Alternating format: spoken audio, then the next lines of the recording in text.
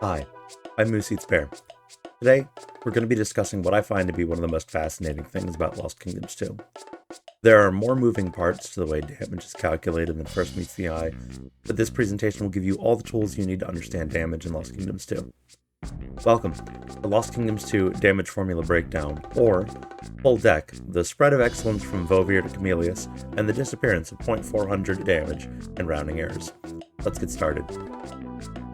Fair warning, this presentation may move quickly in some parts. I recommend liberal use of the pause button to glean what information you need from on-screen math, if you have trouble following along or keeping track of which variables are in play. In this presentation, we will be discussing all variables in damage calculation in their order of operations. First, we'll go over the basics, how damage is calculated under the least complicated circumstances.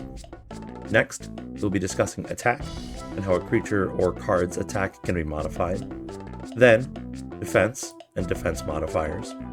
Afterwards, elemental affinity will take up much of our time, as it has many variables and quite a few ways it can be changed, followed by a brief exception to the rules and a much less brief mention of the most glaring exception. And finally, the main event, how you can use this knowledge to your benefit or for fun. As a side note, I may say words like always or never during this presentation. In these instances, I mean in regards to non-glitch, non-exception, standard card and creature interactions. Not all exceptions will be covered in detail in this presentation, and I'll be saving that for a later presentation. We'll be going over capturing monsters, a fun little fact about Baby Dragon, the Alanjeh castle door, the one with the orbs, and Chameleus. In its purest form, damage in Lost Kingdoms 2 is calculated with literal elementary math.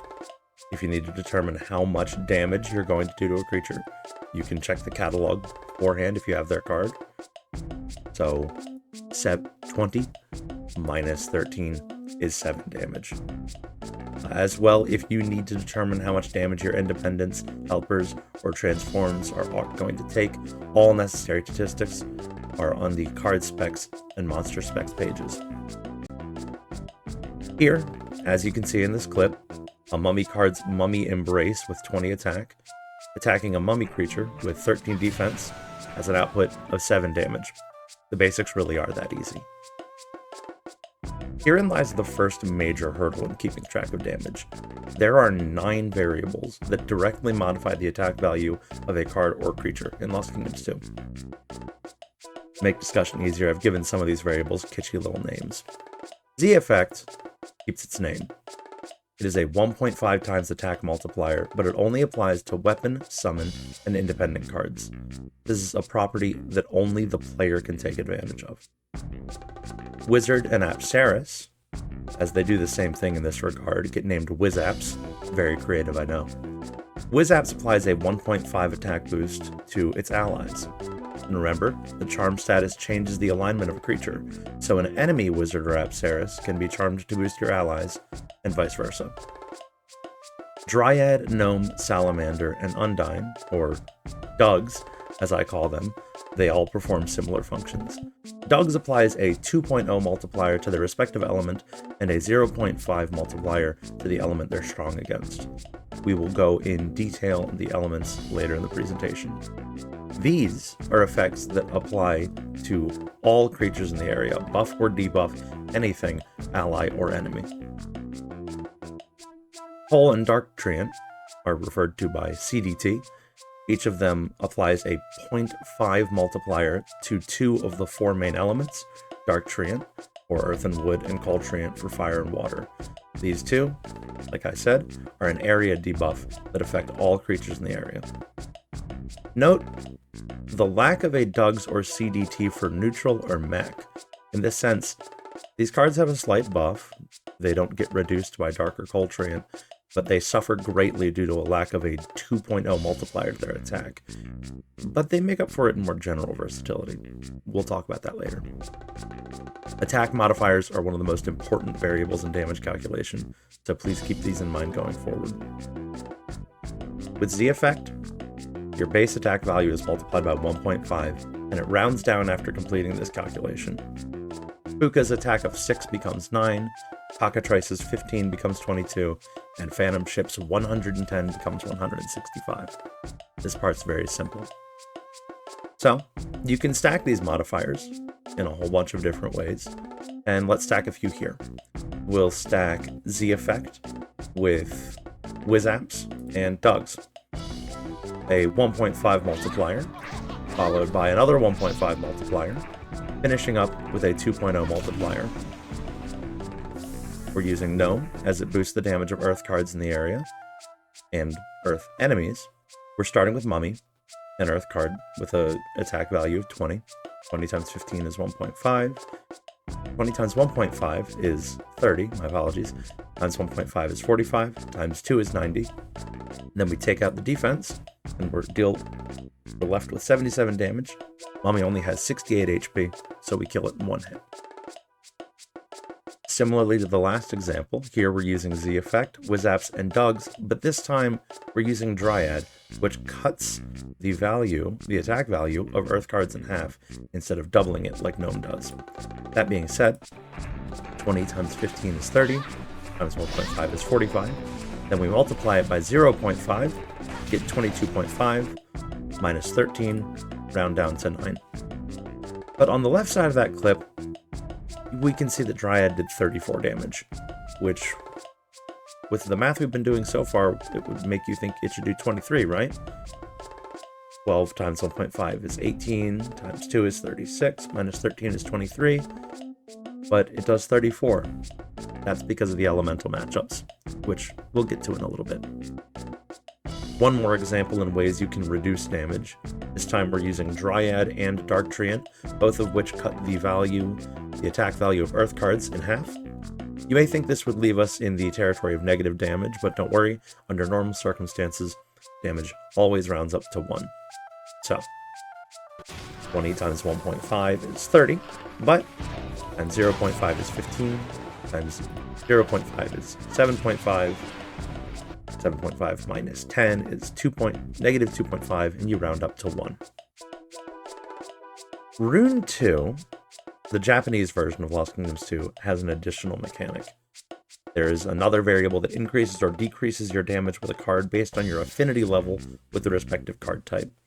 There are 8 possible multipliers per each element, starting at 0.90 times at 1 star, increasing by 0.05, all the way up to 1.25 damage at 8 stars. You'll need to keep track of these during combat, as well as all of the other variables we've already discussed. And for that reason, I think it's a really good idea to raise your affinities as quickly as possible in RunE 2. A more detailed exploration on raising affinities will be addressed in a later presentation. Also, fun fact, the capitalized E at the end of RunE is the way From Software writes the title of this game. So here's a quick example. In this clip, my wood affinity is at level 8. 18 times 1.25 minus 4 leaves us with 18 damage. After the affinity level multiplier, values are not rounded down like they are with Z Effect. This has implications that we'll go into later in this presentation. In a much simpler change of pace, there are 2 modifiers to defense, increasing it or ignoring it. There are 32 cards that ignore or pierce defense naturally. They are on screen now. Some of them only do this with one of their attacks. Fire Golem's Fire Shield attack, and Baba Yaga's Sonic Disruptor, and I can't remember the name of Thanatos' A attack, but those are the ones that pierce defense. Their B attacks do not. Treant and Apsaris both add 25 to their allies' defense. As well, Cyclops is a unique card, as it allows all allied creatures to negate the defense of all but a select few enemy creatures. It also allows all allied creatures to apply any status effect. I want you to be careful. Lost Kingdoms lies to you. Do not pay attention to the text on card profiles or monster profiles. In the case of Behemoth, Demon Fox, and Ice Golem, these card descriptions claim they pierce the defense of the element that they are strong against, but that is not the case. Please use the reference I've provided. While I have tested every card, Don't treat it as gospel, though. There may be edge cases. It is still possible that a given card may pierce defense on a specific element or under specific circumstances that have yet to be encountered and documented. This game, sadly, is not a complete product, and edge cases abound. So let's get started with piercing defense. Here, we see Flying Ray's diving attack, a 15 damage attack, hitting Vodyanoi with 14 defense, and dealing 15 damage as it ignores defense. Very simple. Cyclops does so many things, and we're going to see 2 of those on display here.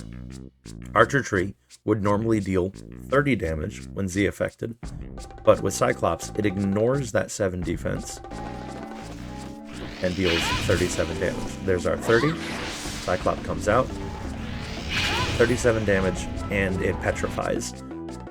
Be careful when using Cyclops, as one of the status effects it can apply is instant death, where the creature that you're attacking, well, dies instantly. So just make sure you know that if you're trying to lower something to a certain HP value, you might not want to use Cyclops every time. Moving on to defense buffs. Vodyanoi attacks a Dark Treant with Oceanic Spin, 40 attack. 40 into Dark Treant's 13 defense does 27 damage, but with the addition of 25 damage from Treant, 38 defense means Oceanic Spin does 2. You take away Treant, and the damage increases by 25. Dark Treant takes 27 damage. Very simple. Some things in this game have true defense, a defense that can't be pierced by Cyclops or any other means, and there are 6 such creatures or objects. Kandari Cardmasters occasionally can't have their 10 defense pierced. Seems to happen at random. Here we see 15 and then 5 damage. King Leod can't have his 8 defense pierced, as we see him take 7 damage. And the Door Orbs in Alanjeh Lower Tower can't have their 10 defense pierced. The damage that we saw them as is varied due to the elemental matchup system, which is a decent enough segue. Let's continue. The manual that came with Lost Kingdoms 2 describes the elemental matchups as a square, where the 4 elements interact with each other, neutral and mech. The only elements that don't interact with each other are the diagonals on this diagram, fire and earth, or wood and water, and right there in the middle, neutral and mech. I know they're not diagonal, but hey, what can you do? With these exceptions, there are interactions between all differing elements, although some of them may only be one way. There are 5 states that the elemental matchup variable can be in. These are referred to as disadvantage, mech, base, neutral, and advantage. The naming convention is a bit strange, as neutral is an element in this game as a bonus instead of being truly neutral, so I call neutral base. Stick with me, I promise it'll make sense. The 4 main elements, fire, water, earth, and wood, interact with each other in that series or order. Fire loses to water, water loses to earth, earth loses to wood, wood loses to fire. The reverse is also true. Fire beats wood, wood beats earth, earth beats water, water beats fire. In this case, loses to would be disadvantage, and beats would be advantage. So fire has disadvantage against water, and water has advantage against fire. But it's a little clunky to say it that way. I loses to and beats in casual communication. Neutral defeats all 4 of the main elements, dealing slightly increased damage to them. And mech resists the 4 main elements, taking slightly reduced damage from them. Disadvantage adds a multiplier of 0.6. Mech adds a multiplier of 0.8. Base is a 1.0 multiplier. Neutral adds a 1.2 multiplier, and advantage adds a multiplier of 1.5. Larval Fly forces all matchups to base. Beelzebub forces all matchups to advantage. And Mad Reverser flips all of these interactions on their head. So neutral takes increased damage, fire beats water. We'll get more into detail on Mad Reverser in a moment. When it comes to damage calculation, elemental matchup happens after everything else. So it may not be as impactful as a Z effect or a wizard if your opponent has high defense, but it's still very, very important to keep track of. Using Larval Flying Beelzebub, we can force all three states of disadvantage, base, and advantage on a pair of interacting elements. Flying Ray has 15 attack, and water is weak against earth. So we'll start 0.6 times gives you 9 damage, times 1.0, or base is 15, and then with advantage, or Beelzebub, in this scenario, 15 becomes 22. Mech is an interesting case. Mech does not deal increased damage. It takes decreased damage, but only from the 4 main elements, fire, water, earth, and wood. Claws R Us's Gigapane Claws attack has 36 attack. Against Dark Treant's 13 defense, it takes 23 damage. But Flying Ray ignores Claws R Us's 4 defense and receives a 0.8 multiplier, bringing its 15 damage down to 12. Neutral deals increased damage to the 4 main elements, but takes the normal amount of damage. Dark Elf's Shadow Warrior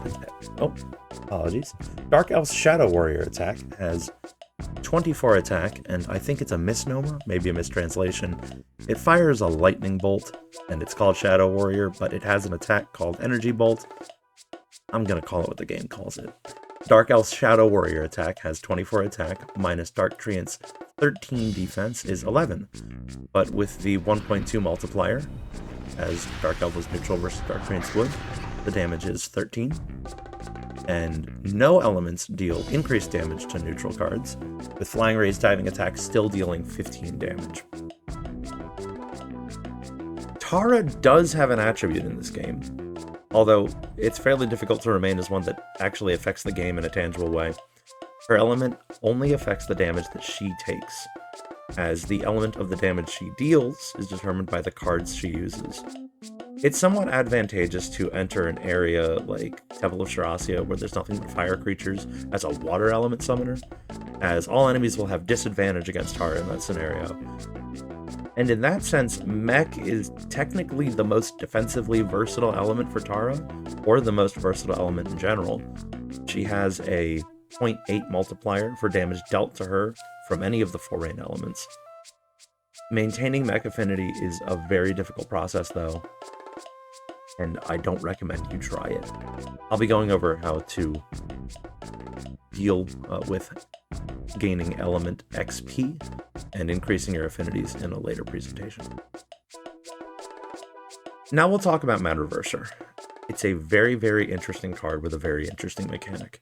Take everything that we've discussed about element matchups and flip them on their heads. Now fire beats water, water beats earth, earth beats wood, wood beats fire, etc., etc. Neutral now takes more damage and deals base damage to the 4 elements. As well, Mech now deals reduced damage and takes base damage from the 4 elements. All in all, if you're entering a heavy Mech or neutral stage, Mad Reverser is going to be really useful. Let's take a look at some examples. Normally, where water loses to earth and wood beats earth, Flying Ray's diving attack deals 9 damage, and Banshee's psychic charge would deal 48. However, when Mad reversed, these multipliers flip, and Flying Ray deals 22 damage, and Banshee deals 19. With Mad Reverser, neutral takes increased damage, but deals base damage. We would expect 13 and 15 from those attacks, but when Mad reversed, we get 11 and 18. Mech deals reduced damage to the 4 main elements, but they now take increased or base damage. So, in this example, we would expect 23 and 12. We are instead shown 18 and 15. It works really well to combat the defensive bulkiness of mech creatures. Mad Reverser is very useful in a lot of Alanjeh. Take care not to use it when you're using a lot of mech creatures, though. And here we are, adding every kind of multiplier together. For note, in this first clip, Tara has Earth attribute, and I will let these videos speak for themselves with the math on screen beside them for reference.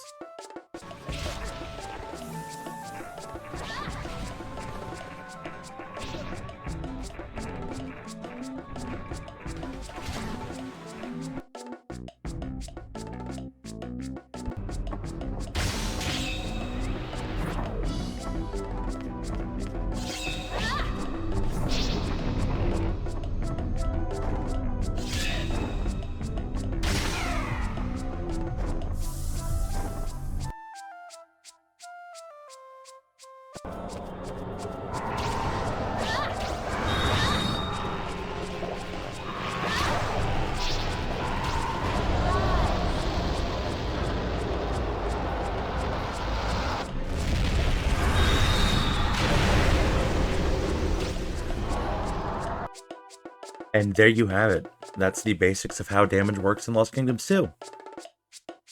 But if you take a look at how much of this presentation we have remaining, you may come to the correct assumption that this subject is a little trickier than it appears when looking at the basics. For instance, in the Phantom Ship example that we just saw, we had a number with a decimal get doubled. Does this mean the game keeps track of decimals unbeknownst to the player? We'll get into that briefly as part of our next section, the exceptions to the rule. There are some exceptions to the formula, or rather, things that don't take the formula into account in the first place. These mechanics bypass the formula altogether, and I'll briefly mention them here. Anything that causes the instant death status effect deals the current HP of the creature afflicted by the status. This includes instant kill on mech from Flare Spawn, Pixie, Acid Bot, etc. Emperor's Imperial Blade attack, which chooses one of the four main elements and kills all creatures of that type, and Vodionoi's instant death when taking damage from earth creatures. Fun fact, this means if you were to activate instant death with a Blood Bush against something with 200 HP, you would heal for that 200 HP. Percent damage effects also skip the formula, things like Acid Dragon, Vampire Bush, and their respective combos, or the Brutal Nightmare combo, which deals half of a creature's current HP. As well, set damage attacks like Vovir and Capture Card, which always deal 10 damage, and Valkyrie's Valhalla attack, which deals 10 damage per creature killed or card burned while Valkyrie's in the hand, and relative damage attacks, like God of Destruction's Final Judgment, which deals the current HP -1 to all fire, water, earth, and wood creatures, e.g. if a creature had 10 HP, deal 9 damage. This is not an exhaustive list of instant death, percent damage, set damage, or relative damage features, just examples of them, and all types of damage that fit into these categories do not function via the damage formula. There's also some glitched edge cases wherein it's possible to deal 0 damage. We're not going to be discussing those today. The only true exceptions to the rule, and not something that bypasses the formula, I call the +1 rounding rule and RunE 2's Affinity Floats. Now that we're getting into more complex territory, I'll be leaving the math on screen instead of revealing it piecemeal, as I have thus far. And welcome to the most complicated part of damage calculation in Lost Kingdoms 2. Damage typically rounds down in this game, but only after Z-Effect and Elemental matchup. So I guess not typically, there are a lot of places where it doesn't round down. Because of this, in certain circumstances, the player can incorrectly deal 1 more damage with Wizard or Apsaris, or Wizaps, than they would with Z-Effect, even though they're both the same multiplier. I say incorrectly because it is consistent and it does function properly, but it appears that it may have been an oversight. This can be most easily demonstrated by taking any odd-numbered valued card, any odd-numbered attack value card, with a corresponding Dugs like Flying Ray, and using it alongside its Dugs and Z-Effect or Wizaps. In this example, we're using Flying Ray, Water versus Devil Plant, Wood, so the elemental matchup is at base. The Z-Effect Flying Ray deals 44, and the Wizard Flying Ray deals 45. So the +1 rounding rule, the hanging decimal of 22.5 damage, increases to 45 damage with Wizaps. If no other multipliers are applied before the elemental matchup, this happens much less frequently. As you can see, under base in the middle of this table it doesn't appear to happen. The number in the first two columns on the left is the value of the damage to be dealt post-defense reduction pre-elemental matchup multiplication in the case that only Z or WizApps are being used. The WizApps +1 rounding rule has a pattern that's determined by the ones digit of the attack. Let's take an attack that would have a post-defense reduction pre-elemental matchup multiplication value of 22. So on this table, we take a look at the 2 or the 2.5. Let's say 22 with Z or 22.5 with WizApps.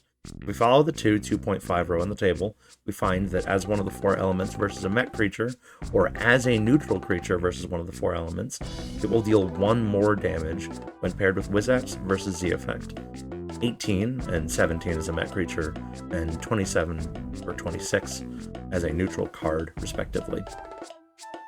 I know this is complicated, and I may be making this more complicated than it needs to be, but let's go into an example just to make sure.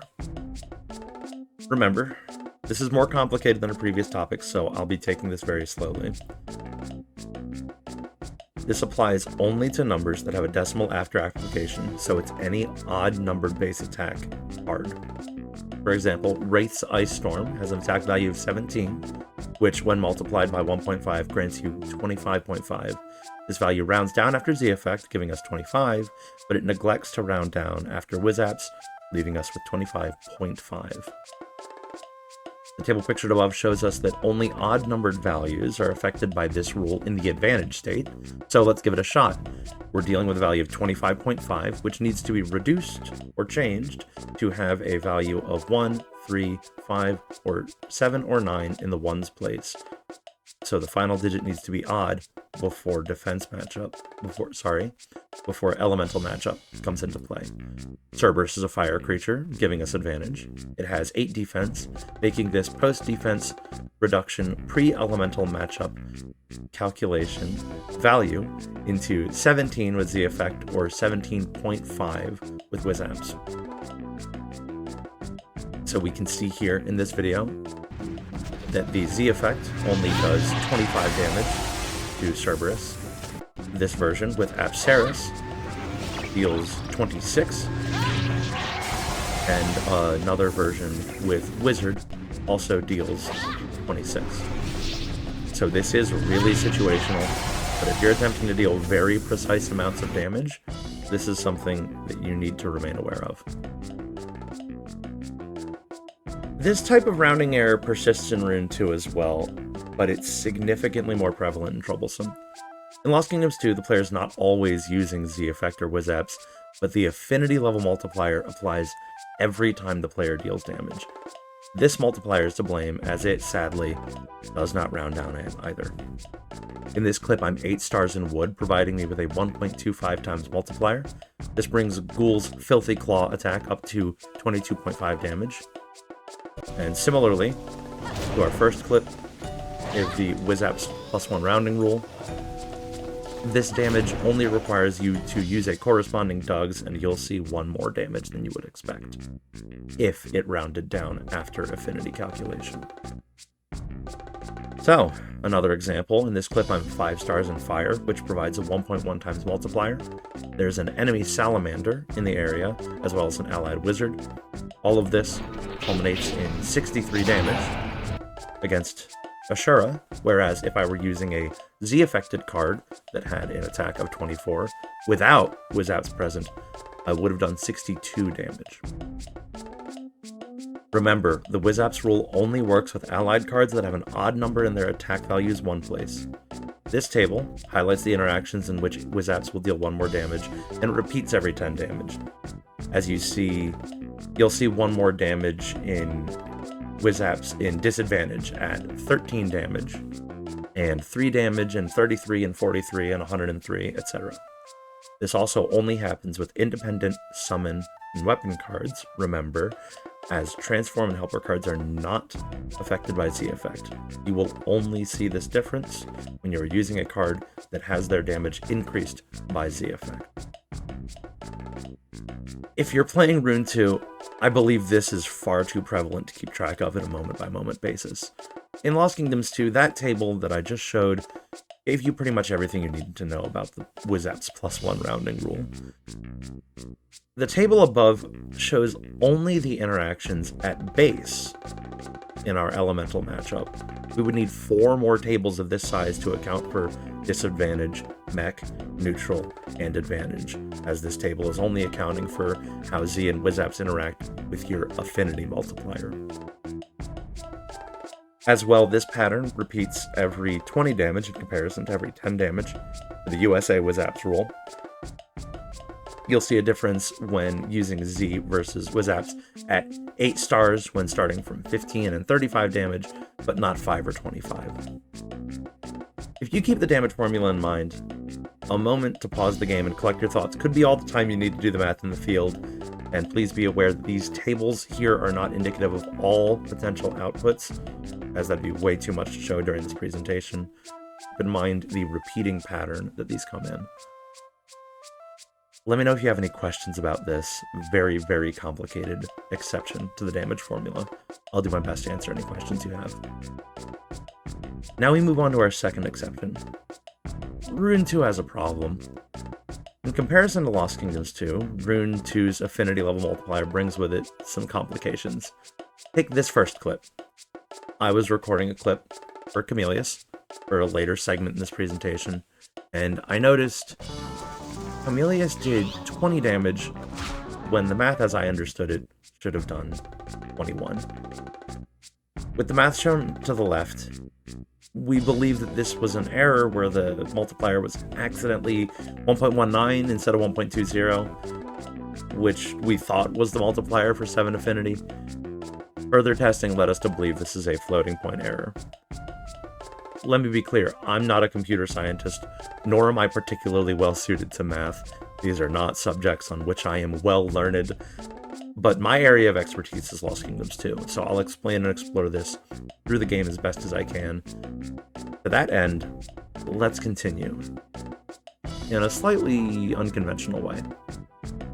For ease of demonstration and to attain greater decimal accuracy, so we can find out what the multiplier actually is, I have 2 cheat codes activated in these clips: infinite HP and MP for ease of use, and a code to increase the damage of White Tiger and increase the HP of Sandworm. These setups have been tested without the use of cheats, and similar results have been attained. In all 3 of these clips, my wood affinity is 7, giving me what I assumed, or what should be, a 1.2 multiplier when using wood cards. Ignoring defense,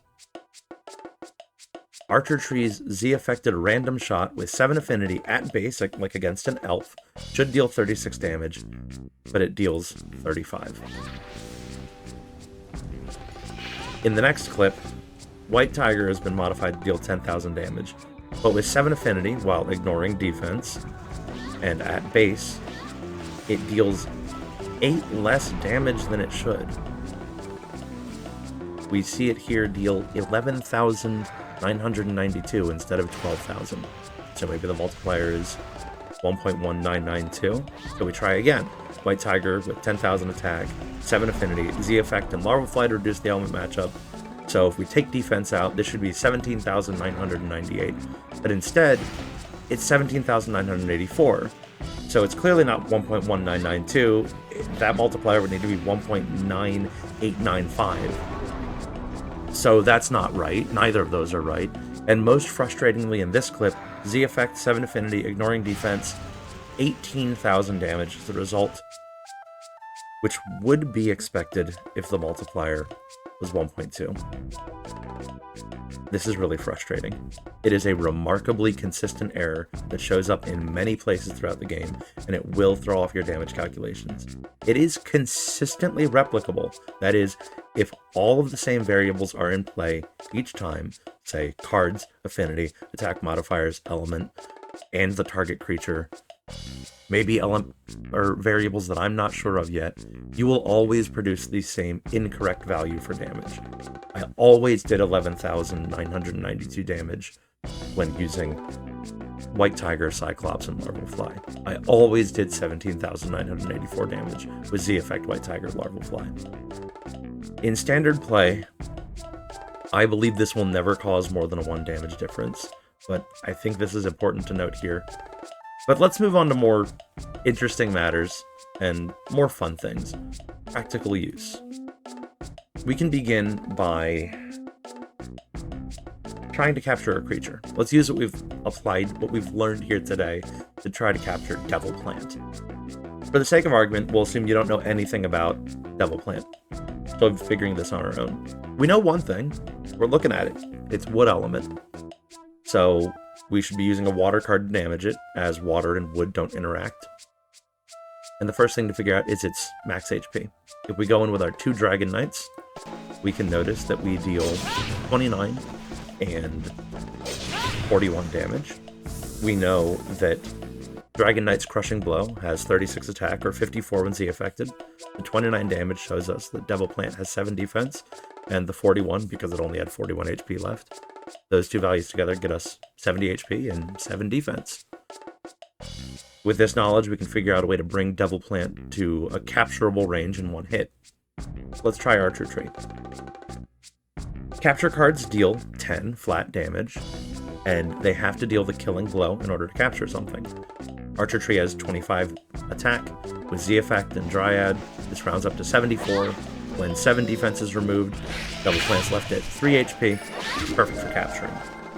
You can use this to capture any capturable creature in the game, and now that you know the rules, feel free to give it a try. I'd love to hear your setups for any capture in the game that you're interested in. Let's see if one of you guys can come up with something for Pazuzu. That's a fun one. Up next, we'll be reverse engineering the base attack value of a move that isn't listed on a card's profile. As far as I understand, there are only 2 of these moves, one from an enemy Cerberus, but today we're talking about Baby Dragon. It only has 1 move listed, Charcoal Breath, the same move as a monster or a card.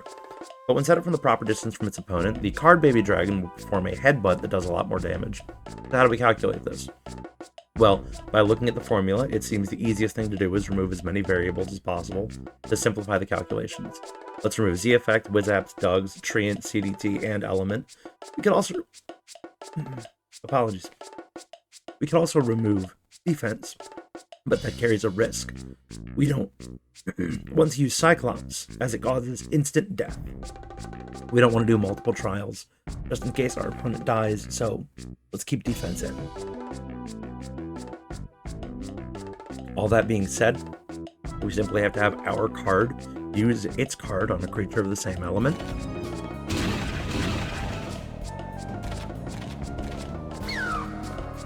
And there we go, 46 damage. Enemy Baby Dragon has 4 defense, so Headbutt does 50 damage. We found it out. But did you notice something? At the beginning of the clip, I took 6 damage from the enemy Baby Dragon's Charcoal Breath. It should have been 1 damage. 20 attack needs 20 defense. For 1 damage, as we discussed earlier. Well, this is because Lost Kingdoms 2 lies to you. Remember, don't trust anything you read on screen. Test it yourself. Your displayed defense is not correlated to your level, as it leads you to believe. If you pay attention, every time you level up, your defense goes up. That is not true. It is your title that determines how much defense you have.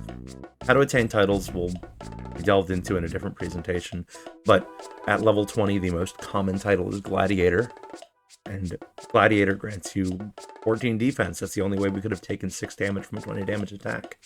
And without knowing damage formula, we wouldn't have known that Gladiator and Lost Kingdoms lie to you. Thank you, damage formula. Very frustrating. On to more advanced applications. Here we have the infamous Alanjeh Castle door. In order to break down this door, all 4 of these orbs need to be brought to 1 HP on the same frame. This is typically done with God of Destruction's Final Judgment attack, which, as we discussed earlier, deals current HP -1 to all creatures of fire, water, earth, and wood. But in this clip, we don't need to do that. We have the damage formula. The orbs have been moved into position by Gravity Pillar, which is only possible in the USA and PAL versions, by the way. Larval Fly is used to set the elemental matchups to base, and we are using Jade Giant's Whirling Blade with 52 attack and then cutting it in half to get the requisite 39 damage before we subtract the 10 true defense to make 29 damage. Jade Giant's got a glitchy hitbox, so it hits twice in one frame. Rather, it hits in 2 consecutive frames, so the orbs are killed, but the door is down. Again, in this clip, they've been moved in position by Gravity Pillar, and we're combining some more variables in this one as the setup to reach the proper damage is a little more complicated. Ghost Armor's Demon Thrust has an attack value of 32. This can't be multiplied into 39 like the previous clip, but we can modify the defense of the orbs instead. An allied treant can be charmed with Puppet Master's puppet strings to become enemy briefly and grant the orbs an additional 25 defense. And even though Ghost Armor's Demon Thrust pierces defense, remember, the orbs have true defense. Double the attack with corresponding dugs, then remove 35 defense for 29 damage. And here is a door being broken down early in Rune 2. This strategy requires the orbs to be killed beforehand, as Gizmalizer locks onto nearby targets. A Mandragora on the wood and earth side, and a Dragon Knight to kill the water and fire side. Sets up the Gizmalizer. In order for it to hit all 4 orbs, we need to get positioned just right and reduce its attack by having 2 stars in mech for our 29 damage. This is my favorite part. We get to discuss my son, my child, my boy. Welcome to one of the most complicated and misunderstood cards and monsters in the game. Chameleus has a very convoluted design, as it is one of 3 fan-submitted card concepts. But our in-depth knowledge of the damage formula can lead him to incredible things. First of all, Chameleus' card profile is somewhat correct. He has 100 HP, he has 8 defense, 150 lifespan, and begins with Rainbow Spear at 20 attack. But the card description is incorrect. Chameleus does not strike back, dealing twice the amount of damage done to it. Chameleus' new attack value is equal to double the value in the damage formula after being modified of the attack that hit it.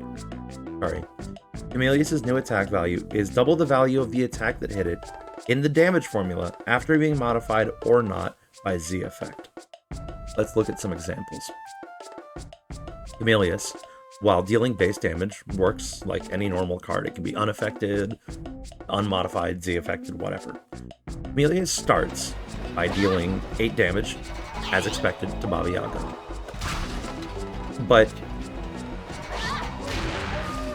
here we see him Z-effect and deal 18. But after he got hit, he deals 18 damage to Baba Yaga in return, right here. We know that Baba Yaga pierces defense with her Sonic Disruptor, so that has 15 attack, which means Chameleus' new attack value is 15 times 2, or 30, minus Baba Yaga's 12 defense gives us 18. Somewhat counterintuitively, his new reflected damage attack is not modified by Z effect, as he continues to deal 17 damage while Z affected against Baba Yaga. If it were Z affected, he'd be dealing 33 damage instead. So now we've confirmed that his new value is double the value of the attack that last struck him, and his new value is not altered by him having been Z affected before being attacked. Another example of Chameleus gaining a new attack value, he's hit with Nue's charge attack, which has 48 damage. With Chameleus' base defense, it's reduced to 40. And if Chameleus' card description was correct and he struck back, dealing twice the amount of damage dealt to him, the displayed number, 40, would have been doubled to 80. That's not what we see. Nue takes 86 damage, which only would have been possible if Chameleus' new attack was 96, or 48 doubled, which it is. Using this properly can allow Chameleus to deal unprecedented amounts of damage while being incredibly tanky. If he enters into a fight, say, resisting the element of the attack that is by which he is being hit, with an allied wizard or Apsaris out, he can become very tanky. Remember, Apsaris applies both Wizaps and Triaps, as Wizaps and Triaps are the names of the variable on top of the screen. Sandworm's Crusher attack here is 30 damage, but it deals only 1 to Chameleus. And as he had a boosted defense of 33, and his wood element adds a 0.6 multiplier. That would bring him far under the damage that he'd be allowed to take. So it just rounds up to 1. He can't take any fewer damage. But his attack, 30 times 2 for 60. 60 gets Whizaps up to 90. Minus 10 from Sandworm's defense gets you 80. And this fight is over. Chameleus will only take 1 damage and deal 80 every hit. Very powerful, very useful, but you need to be careful. Here we have a demonstration of Chameleus changing element after being hit. Chameleus starts as a wood element and is hit by Gargoyle's 26 damage spinning attack. As Gargoyle has advantage, the damage increased to 27, where it would normally be 18. Chameleus then retaliates with double spinning attack. 52 minus 4 is 8. And as it's now fire element, Horus attacks with disadvantage. The first hit of Horus's wing blade deals 8 damage, but after Chameleus changes back to wood from being attacked by Horus, the element changes to he changes to wood, and his damage gets increased as he's now taking base instead of disadvantage. So he only took 9 damages. That's all the HP he had remaining. As you can tell, Chameleus is a very, very fickle card, and please remember to take care with him, as he requires a lot of setup to be utilized properly. Or should I say he requires a lot of preparation?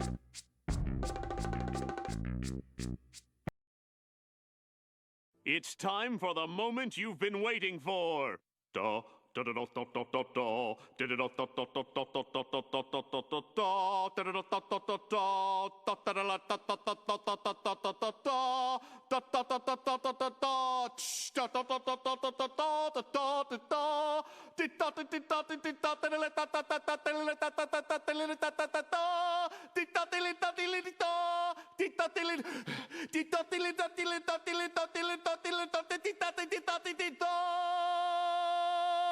Preparing the Chameleus.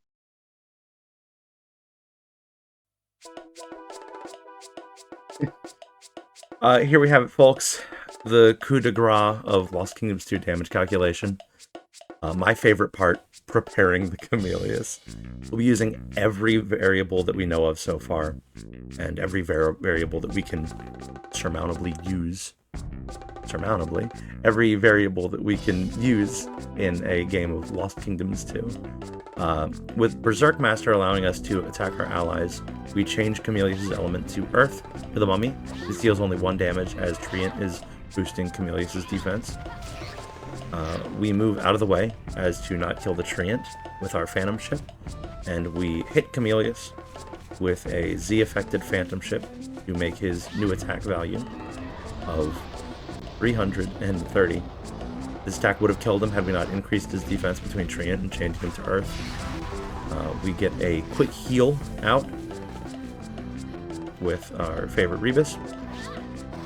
And we set Gravity Pillar behind God of Harmony because God of Harmony is very silly and will turn all the way around to look at Gravity Pillar if you place it right behind him. After that, we use Undyne and Wizard to boost our Chameleus' damage all the way up to 978 damage per hit to one-shot the final boss of the game in absolutely spectacular fashion. Sometimes you have to push him a little bit to get him to where he's going. And that's it. If we were to use Beelzebub, the provided damage, if Chameleus didn't get hit, he would have done 1,467 damage to the God of Harmony. I am so proud of my son Chameleus. He is the absolute silliest card in the game, and he is my favorite. That concludes this presentation. A special thank you goes out to Papaya Jourdain for his extensive help in testing defense piercing and helping create AR codes for ease of testing of all types. I'd also like to thank Seventh Armstrong, without whom this endeavor wouldn't have started back in 2017, as well as Jiggy Ninja back in 2017 and 2018 for assistance in verifying numbers in the very early days of damage calculation. Thank you to Unlucky Lion, Totally Not Named Dan, Civic Unbound, and Your Final Requiem for their help in proofreading and test viewing this presentation. Thank you to Noah, my friend Noah, who made the Chameleus preparation SpongeBob Krabby Patty bit earlier. Thank you, Noah. You're fantastic. Thank you so much. And a final thank you to my dear personal friends and my family. I know this sounds like an Oscar acceptance speech, but they have been so patient in listening to me rant and rave and scream about this subject for the near decade that I've been working on it. Thank you so much. Thank you so much for watching. Thank you for getting all the way to the end. If you did, please leave any questions you have in the comments. I will answer them as long as I am physically able. Be safe, be well, and enjoy Lost Kingdoms. Take care, everyone. Bye-bye.